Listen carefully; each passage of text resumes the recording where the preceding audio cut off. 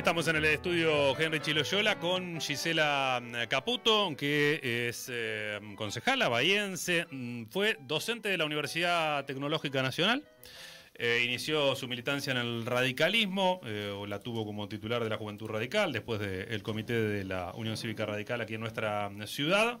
Del ámbito privado, trabajo en el grupo BMH de Logística en Insumos y Servicios Industriales.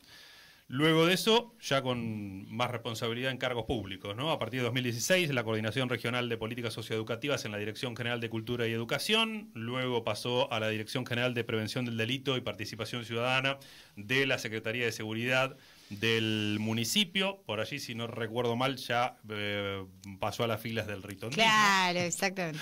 En el 2021 la eligen concejala por Juntos. 2025 terminaba su mandato y renueva la banca en octubre por La Libertad Avanza, y hace unos días fue elegida presidenta del Consejo Deliberante. Bienvenida, ¿cómo estás? Muchas gracias, bienvenida. Hay un dato que veía ahí en tus redes, que para cerrar aquí la primera introducción biográfica me llamó la atención, que es esto que decías de Dante Gebel. Sí. Que, la verdad, yo era un personaje que no conocía, lo mencionó May la semana pasada cuando... ¿Lo seguís vos? No lo sigo, pero bueno, viste que ahora se empezó como a hablar mucho de él últimamente. Igual él ya tiene hace años distintos programas. Sí, veía que vos fuiste a verlo porque vino acá a Bahía. Fui a verlo. Yo lo empecé a escuchar hace 13 años.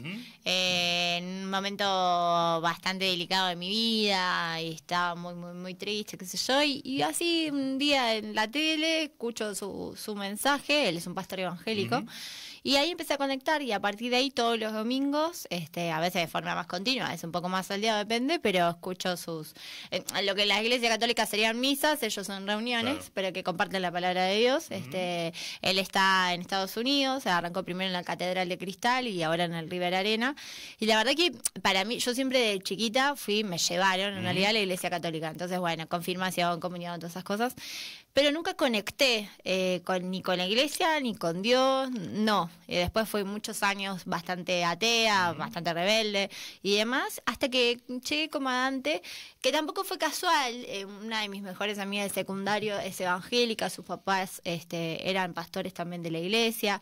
Tengo muchos amigos cercanos a la iglesia. Yo no practico el evangelismo, no soy parte de la iglesia evangélica, pero bueno, sí me acerqué muchísimo al mensaje de Dios. Soy muy creyente de Dios. En mi vida creo que hizo cambios muy fuertes, que me sostienen en muchas situaciones que para mí son muy difíciles.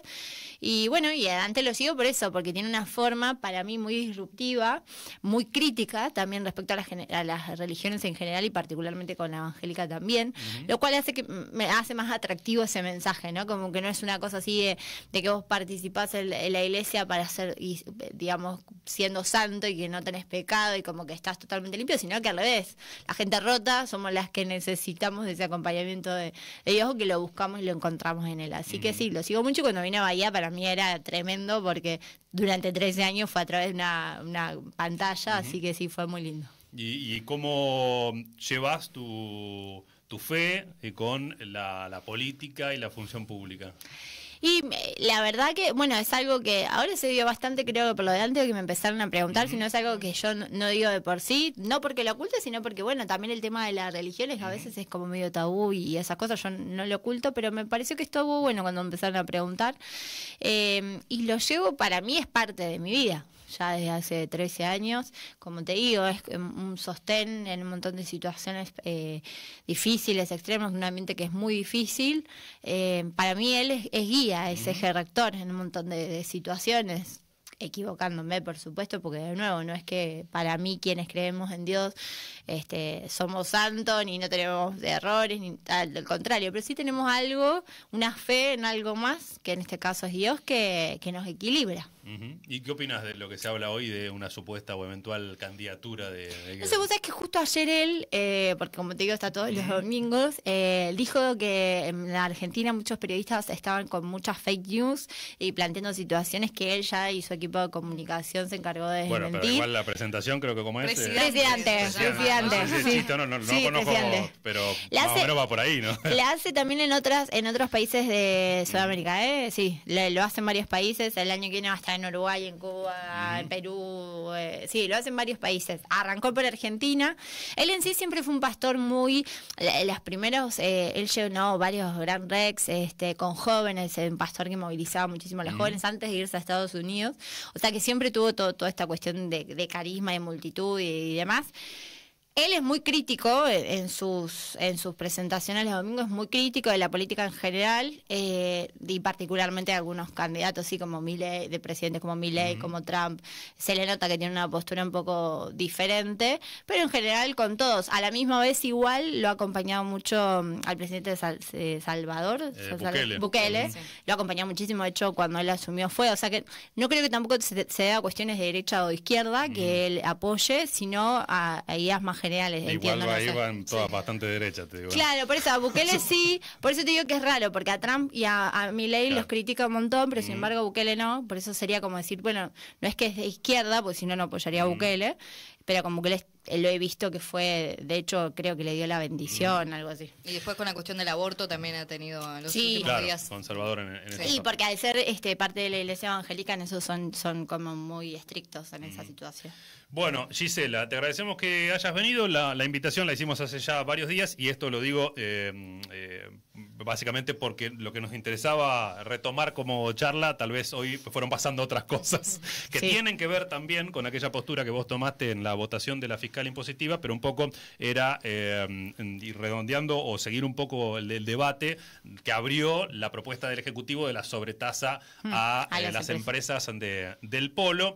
Hicimos también hace algunos días una mesa de debate donde planteábamos lo que se discutió y lo que no se discutió, porque quedó ahí todo medio resuelto sobre la sobretasa, que después no fue tasa, y se cerraron los grifos de la discusión. En algún momento vos dijiste algo así como que cuestionabas la forma en que se había dado, porque había llevado que incluso las empresas cacareen, que no sé si fue ese término. Cacareen no dije, pero... Fue uno parecido y que, bueno, se podría haber evitado. Por lo cual, te llevo nuevamente a esa discusión y, en definitiva, también a lo que es el vínculo de la ciudad y su mayor polo económico.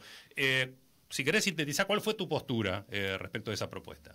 Bueno, mi postura fue, en principio, claro, como que cuando el intendente hizo la propuesta, nos enteramos todos por los medios, de las empresas como los mismos dirigentes políticos, concejales y demás, fue fuerte porque no hubo una búsqueda de un acuerdo, un diálogo, más o menos como lo que se vio en el 2023, o sea, medio como que de la misma forma, con la salvedad que en el 2023, entiendo por lo que nos dijeron las empresas, habían pedido, después de dar esa colaboración, que esas ayudas para que sea más institucional y una cuestión también económica de poder dejar registro de las donaciones y que sea salvado económicamente y administrativamente, preferían que estuviesen las tasas. Entonces, salvando esa situación, que fue la propuesta del intendente ahora, creo que se podría haber dado de otra forma, no tan tempestiva, tan así de golpe, pero bueno, después...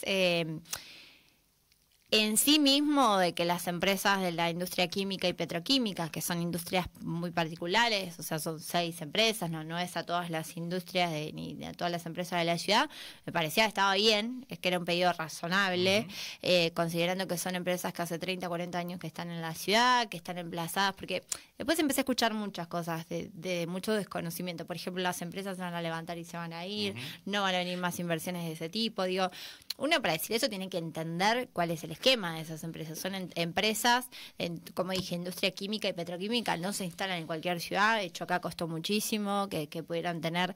de hecho, ustedes se van a acordar, pasaron por un montón de cuestiones que tenían que ver con encuentros medioambientales, con profesionales, con vecinos de la ciudad, con los concejales de ese momento, que requerían la habilitación medioambiental para que ellos se instalaran acá. Por eso después se generó también la tasa ambiental de la ley, esta famosa ley, creo que le decíamos ley Tunesi. Y bueno, muchas situaciones que también hace que esas empresas no es que desarman todo, levantan y se van a otro lado, ¿no? Entonces, bueno, eso por un lado. Pues por otro lado, que son empresas que han mostrado la vocación de colaborar, en el 2023 estuvieron, entonces digo, ¿por qué pensaríamos que no lo quisieran hacer ahora? Había que encontrar el marco y la forma y los acuerdos, que fue lo que terminó pasando. Y después que también hay otra razón, me parece también no menor, que es la la ciudad en el estado que está, cuando decimos, bueno, no van a venir más inversiones, pero claramente tampoco van a venir inversiones si la ciudad está como está.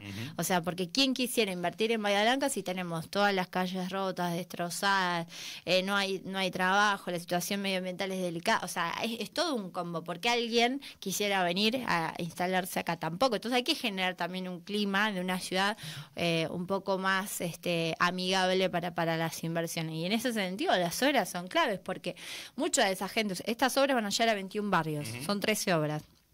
Muchos vecinos de esos barrios también trabajan en estas zonas, o si no trabajan directamente en las empresas, trabajan quizás en alguna pyme que le da servicio a esas empresas. Y cada vez que llueve 30, 50 milímetros no pueden ir a trabajar. Entonces digo, cuando uno empieza a ver el contexto un poco más en general y de forma más profunda, se da cuenta por qué es importante esto. No es solamente una obra y no es que matamos a las empresas, sino que es una política un poco más pensada a largo plazo, ¿no? En eso del desconocimiento, incluso aquí probablemente podamos haber dicho alguna cosa que no es correcta, pero que tiene que ver también con la falta de información elemental para dar estas discusiones. Claro. Hemos intentado con las empresas, con parte de la dirigencia política, con especialistas también de la Universidad Nacional del Sur, y quedan muchos grises en ese sentido. Por lo cual, una de ellas, Emilce Heredia Chas, que ha estudiado el proceso post-escapes del 2000, un poco a modo de conclusión, la pregunta que dejaba latente es también tenemos que preguntarnos realmente cuánto es que aportan a la ciudad, cuánto depende la ciudad de esa actividad. ¿Vos cómo desgranarías ese aporte que hacen las empresas a la economía local? Es cierto, entiendo que en términos, esto lo conversé un poco con el secretario de Economía actualmente y también con la Unión Industrial, justamente el otro día con un cierre de año y demás. Hay muchas empresas que es verdad que trabajan de alguna forma directa o indirecta para las empresas de esta industria, ¿no? Porque en sí misma para las empresas, salvo cuando tienen paradas de planta o cuando tienen situaciones macro, en general la planta es bastante fija, no es que eso genera muchísimo empleo en la ciudad de Bahía Blanca. Claro. Ahora, sí lo que producen es una gran cantidad de servicios. Sí eso, servicios de alimentación, de ropa, de un montón de cosas. Que eso se podría seguir mejorando sin dudas. Por ejemplo, el otro día un empresario, no sé de qué empresa, porque estuve charlando con varios, él fabrica ropa, no para la industria, así para la industria y para todo en realidad.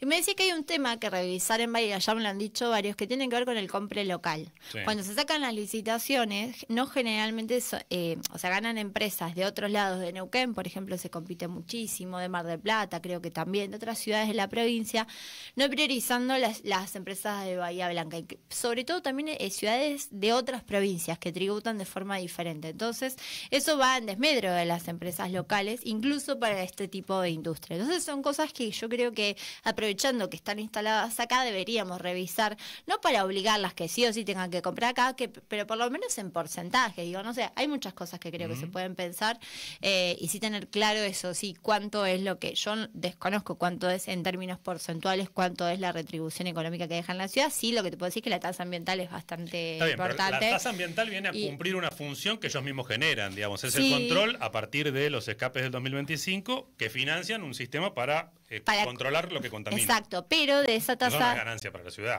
No, pero de esa tasa ambiental, por ejemplo, mucho se usa en defensa civil. Por ejemplo, gran cantidad de cosas que se han comprado para defensa civil, máquinas, camionetas, muchísimo. Te diría casi el 80% de lo que va a defensa civil sale de esa tasa. Y eso es importante porque en realidad defensa civil no atiende solamente las cuestiones, en realidad es salvo situaciones muy puntuales, pues trabaja para toda la ciudad y, por ejemplo, en el caso de la inundación y el temporal, fue clave el trabajo que hizo defensa civil y mucho sale de ahí, de la tasa medioambiental. También sale, y yo estuve mirando mucho también este tema con la Comisión Asesora Medioambiental, en temas de mantenimiento de espacios públicos. Porque digo, o sea, la tasa ambiental tiene como concepto no el que la tasa vaya para el post, o sea, para después que pasó algo, sino para prevenir. Es decir, para generar un ambiente que de alguna forma contrarreste lo que está generando de contaminación, porque sabemos que se genera de las empresas, ¿no? Entonces, bueno, generar más espacios públicos, más arbolado, más esto, más lo otro. Yo creo que esos números en la tasa ambiental habría que revisarlos, si se pueden mejorar, por ejemplo, para los espacios públicos, porque si bien hay un porcentaje, creo que debería ser mucho más. Todos estos temas, algo que a mí me pareció, porque yo no soy especialista en estas temáticas, que armamos esta mesa específica del Consejo Deliberante, que es la Comisión Asesora Medioambiental, que es donde están participando profesionales de varias de las dos universidades, de una ONG, ahora no, Ambientalistas del Sur, creo que sí, Ambientalistas del Sur creo que también. No sé, la he visto, Patricia. Sí, entonces, y Ambientalistas del Sur también, y entonces eso me parece que es interesante, porque no es ni todo a favor ni todo en contra, y se van buscando como puntos para decir, bueno, ¿cómo podemos mejorar? En seguridad e higiene, ¿cuánto es lo que aportan? No, te le debo ese dato. Y digamos, cuando esa es una de las cuestiones que no comprendemos, cómo pueden dar una discusión como la que se dio respecto de la sobretasa, que es mucho, que pone en riesgo a las empresas, y ni siquiera saben cuánto aporta la empresa en seguridad y higiene. No, particularmente ahora lo de la sobretasa va para un fondo específico. O sea, no va a ir en la tasa de seguridad y higiene. Está bien, pero ¿cómo saben si es mucho, si es poco? Claro.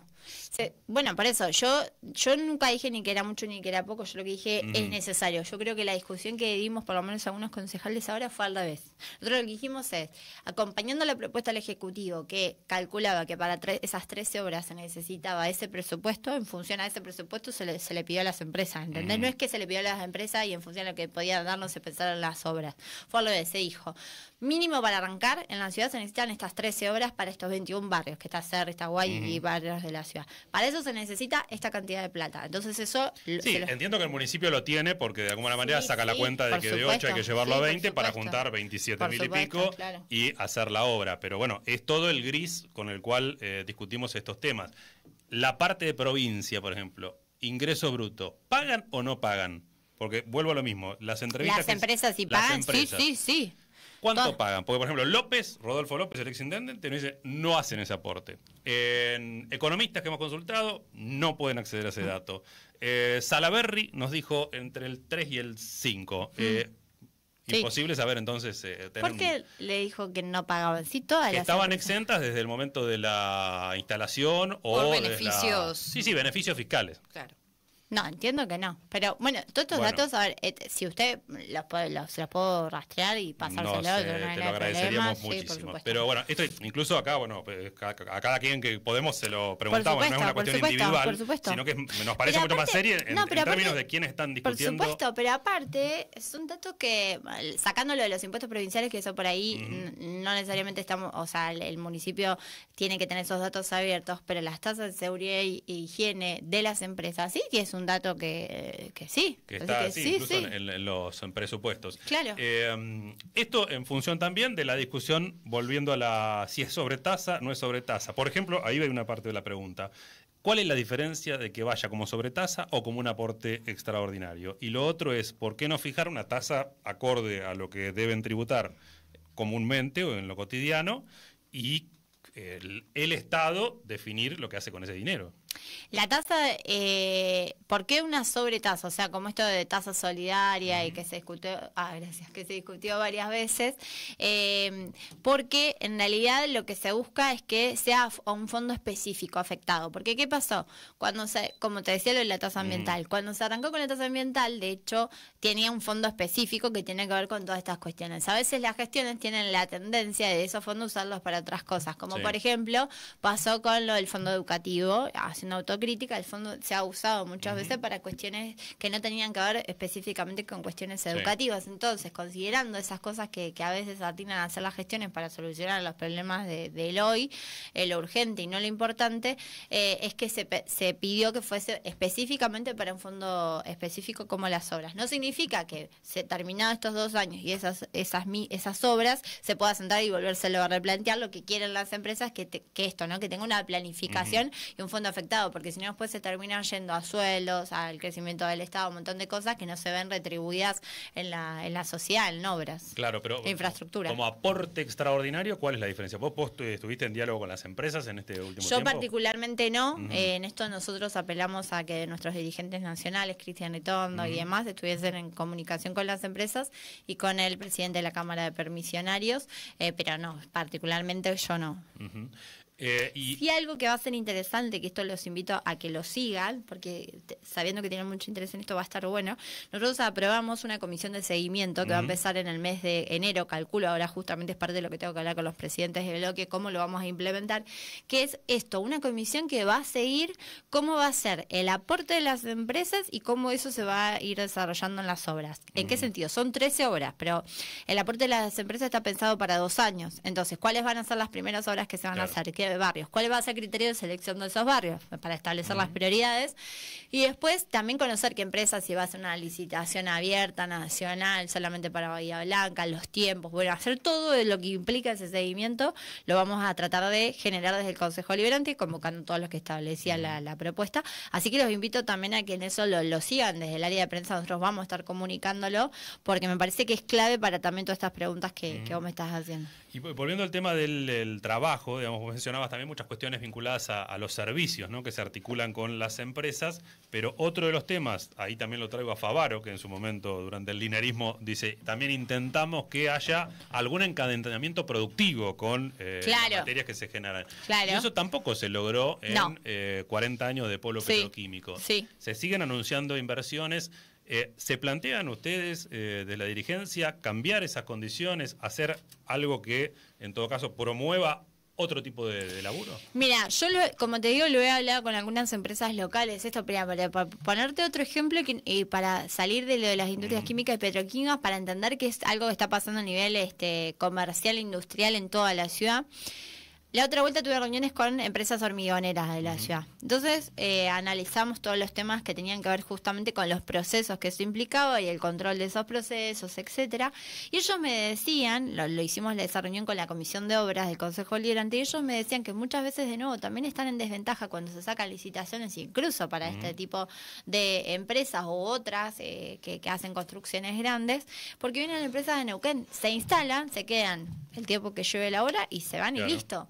Entonces digo, bueno, ¿cómo de alguna forma, sin cerrarnos, porque yo no soy de la idea de cerrar Bahía Blanca y que todo quede acá, porque también es contraproducente, pero de alguna forma, desde la promoción, hacer de que se contraten y se tenga, digamos, que sea prioridad contratar empresas de la ciudad que tienen mano de obra local, que se genera toda una sinergia diferente.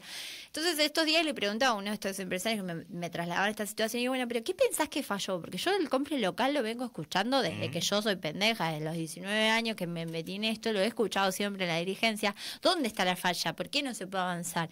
Él dice que falta voluntad política para hacerlo, como siempre, sí, cuando queremos que las cosas salgan, generalmente falta voluntad política y acompañamiento, entiendo, también de los sectores que involucrados en esto. Yo soy de la idea que sí, que hay que generar alternativas. Si vos me decís cómo, cuándo, dónde, por qué, no lo sé, pero creo que son discusiones que se tienen que dar, pero avanzar un poquito, por lo menos empezar a sectorizar. Si vos decís, bueno, no lo podemos hacer en todo. Bueno, ¿por dónde podemos empezar? ¿Podemos empezar por la ropa, por ejemplo? ¿O podemos empezar por qué tipo de todo lo que implica la producción de Bahía Blanca?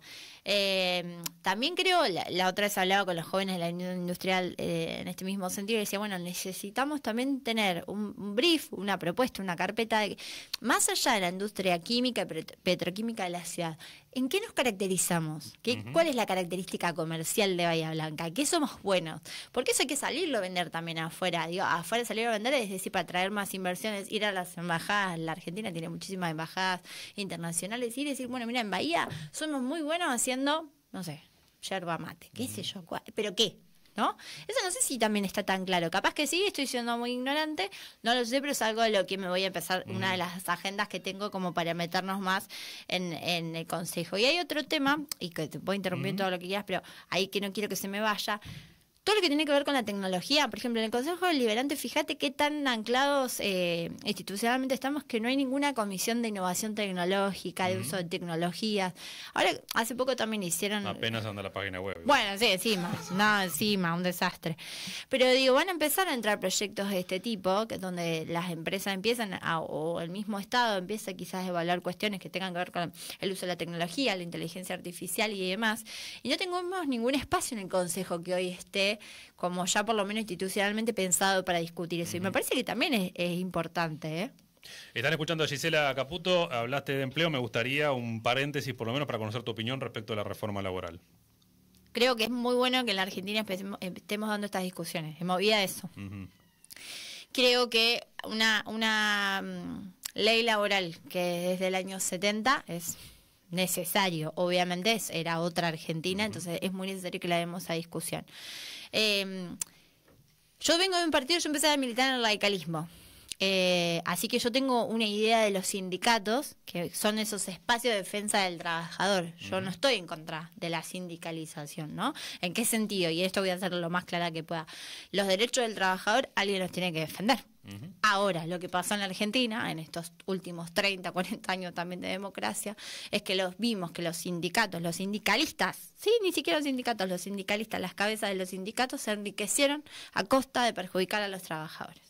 Entonces, que son tipos que hace 30, 40 años que están a cargo de los sindicatos y que no defendieron los derechos del trabajador. Eso creo que justamente hace que hoy estemos discutiendo muchas cosas, que hay que estar muy atentos. Yo creo que hay muchas cosas que van a ser beneficiosas, como por ejemplo incorporar... Perdón, ahí van más hacia la destrucción de los sindicatos que a la democratización de los sindicatos. Bueno, yo creo que, por eso te digo, pero creo que son discusiones que hay que darlas. Si no, es como que seguimos en esta, aceptando lo que tenemos hace 40 años. Creo que por eso vale decir, che, los sindicatos realmente, pero vamos más profundo, están haciendo lo que tienen que hacer. No, yo coincido en el diagnóstico. Ahora, claro, no me parece que eliminarlos sea o desfinanciarlos, desarmarlos sea la solución. Creo que también no los podemos obligar a los trabajadores, como pasa en muchos lugares, que se los obliga a estar en sindicatos, sí o sí. Eso creo que tiene que ser una voluntad del trabajador, si realmente se siente representado. Se les obliga a hacer el aporte. Claro.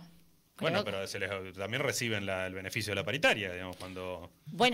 Bueno, digo, por eso son discusiones que me parece que hay que darlas, ¿no? En este sentido. Creo que hay que poderle dar la libertad al trabajador si quiere estar representado en un sindicato o no. Pero ahí no se juega esta cuestión de la diferencia de poder que hay, porque esta reforma está planteada sobre la base de decir, bueno, el trabajador puede negociar libremente, va a tener la libertad para llegar a un acuerdo, pero ¿tiene realmente esa posibilidad? ¿Vos qué pensás de ese cimiento de esta reforma laboral que se presentó? Por eso no la leí en profundidad, las cosas que voy viendo, digo, hay que estar atento a algunas cosas que, por ejemplo, planteaban en cuanto a los jóvenes, ¿no? Decíamos, los jóvenes con esto de las horas, van a poder, no sé quién fue que dijo, van a poder trabajar de lunes a jueves y el viernes quedarles libre. Claro, el banco de horas. Claro, el banco de horas. Entonces digo, bueno, guarda, porque ese quedar libre va a ser a voluntad del trabajador o a voluntad de quien lo emplea. O sea, ni en la pregunta lo pongamos. Claro. Sabemos todo que no va a ser así. Claro, entonces digo, bueno, por eso te digo, tiene sus cosas buenas y sus cosas malas. Eso creo ¿Cuál buena? La buena es que hay un montón de trabajo en negro que se espera que con esta reforma sea en blanco y que se tomen más trabajadores. ¿Pero qué elemento? Porque vos lo que tenés son los antecedentes de, en el corto plazo, ley bases. Y más atrás, década del 90. Sí. La historia no te muestra que haya funcionado ese criterio, digamos, de darle facilidades a la patronal y demás para que blanqueen. No blanquean. Bueno, por eso creo que con esta reforma, nosotros estamos basándonos en la propuesta del Ejecutivo, ¿verdad? Por lo que entiendo, hay un montón de otros espacios políticos, entre los que está el PRO, que van a hacer sugerencias de cambio, entiendo, recién arranca esto, o otros espacios políticos también, que no van a aceptar de lleno cómo viene la propuesta del Ejecutivo, porque justamente esto va, por lo menos escuché a María Eugenia Vidal, a Cristian Ritondo, el mismo Mauricio Macri, que quieren hacer propuestas para mejorarla, o sea, que no se va a votar a expediente cerrado, digamos. Y ahí es donde yo digo, bueno, me parece que puede ser interesante. Hablabas de la modernización, de que efectivamente la legislación viene de la década del 70. Si vos sacás el capítulo deliveries, Rapis y demás, que hay muchas críticas respecto de que eso efectivamente transforme las condiciones de trabajo, sino más bien formaliza lo que es actualmente. ¿Qué otras cuestiones modernizan o incorporan nuevos aspectos del mundo laboral a la normativa? No solo lo de estas plataformas de rápidas y demás, que sí son un tema, sino que creo, mira, vayamos a algo más puntual, y acá en Bahía Blanca lo podemos ver, que también se han contactado muchos en diferentes momentos, que tiene que ver con los jóvenes que trabajan en el sector gastronómico de la ciudad. Esto pasa en Bahía Blanca, en ciudades grandes como La Plata, Mar del Plata y demás. También la mayoría de ellos están negros, tienen sueldos bajísimos. De alguna forma, algunos también son explotados, porque trabajan muchísimas horas. Totalmente. Entonces, claro, y a veces a los jóvenes, fundamentalmente a los jóvenes, como que, claro, no tienen experiencia laboral, que te piden otro montón de trabajos, entonces tienen que aceptar esto. Entonces, ahí creo que esta reforma, no sé específicamente, vos me decís, bueno, en qué punto de todo esto, creo que en la misma misma discusión en general se va a poder mirar estas cosas. A mí lo que me pasa cuando tenemos cosas de hace tantos años que la Argentina no se dio el espacio de discutirlas, es como si no las viéramos. O sea, las vemos algunos, sí, capaz. Plantear resolverlas en una semana con una discusión... Bueno, claro, no nos va a llevar no, en una semana no. Pero creo que por eso es muy bueno lo que ustedes hacen, esto de repreguntar y de plantear estos temas, que los medios lo tomen en diferentes posturas, porque...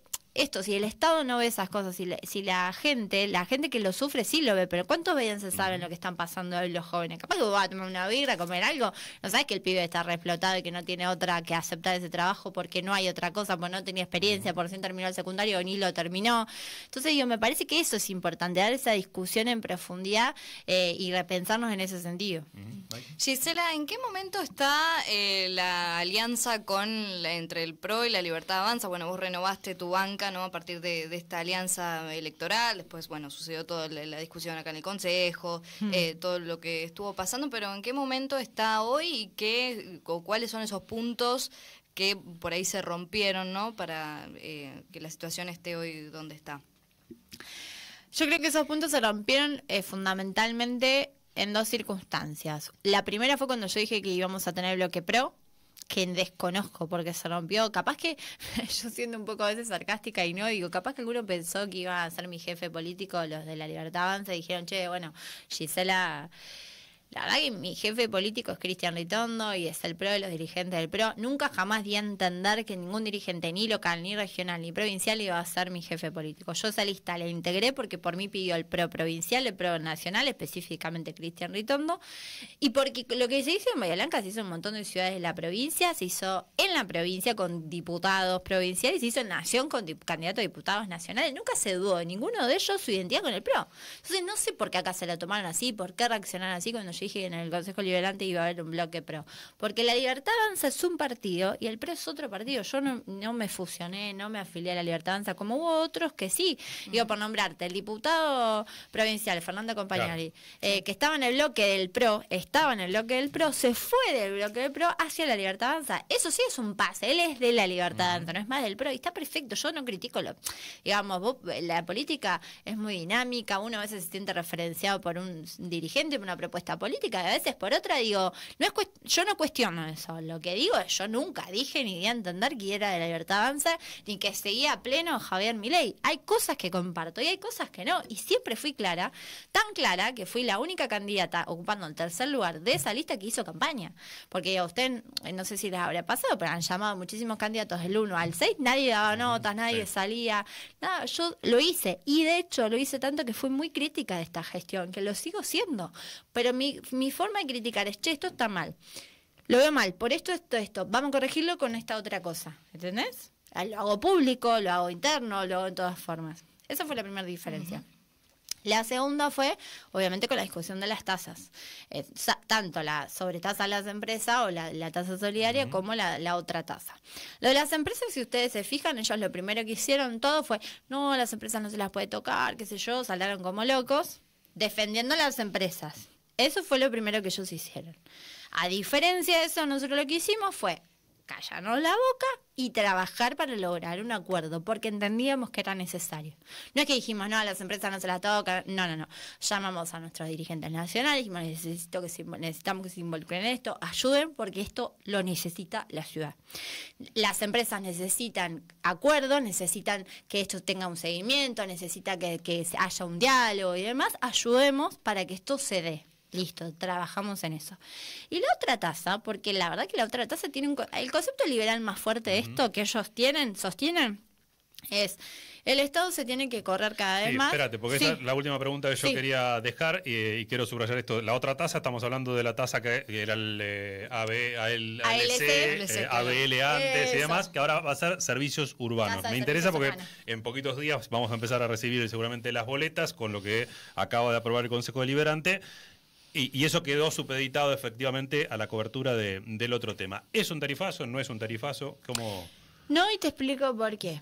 Primero, esto que te decía, en el discurso liberal siempre dicen, el Estado se tiene que correr y el servicio que vos querés recibir lo tenés que pagar, ¿sí? Por eso ahora cuando lleguen las boletas de luz, de gas y de todos los servicios, se va a ver ese impacto y ese crecimiento. Y a ellos quiero escucharlos si van a hablar de impuestazo respecto a esas boletas o no.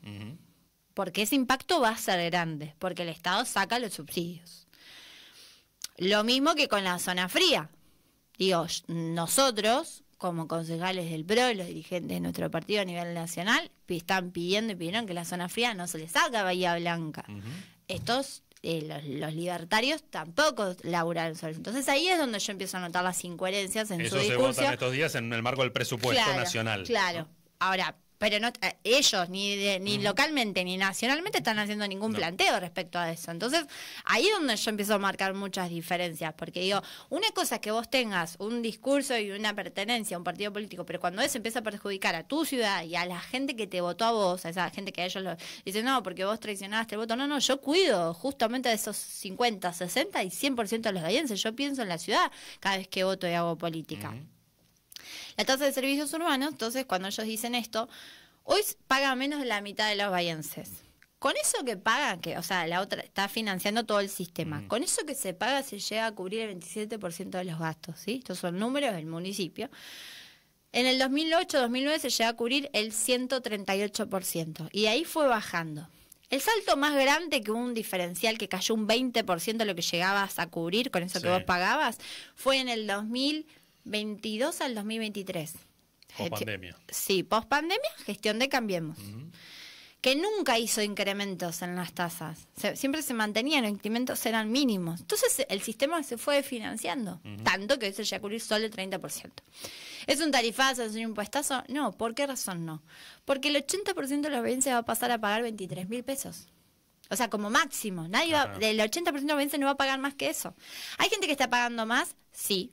¿Hay gente que está pagando mucho menos, tipo 5.000, 9.000 pesos? Sí. Es un sistema que está totalmente roto. Que si no lo cambiamos, la ciudad tampoco va a crecer. Porque y esa readecuación se hace, no sé, sobre sectores. 8 sectores son 8 sectores. Se desarrolla una nueva zonificación, son 8 zonas.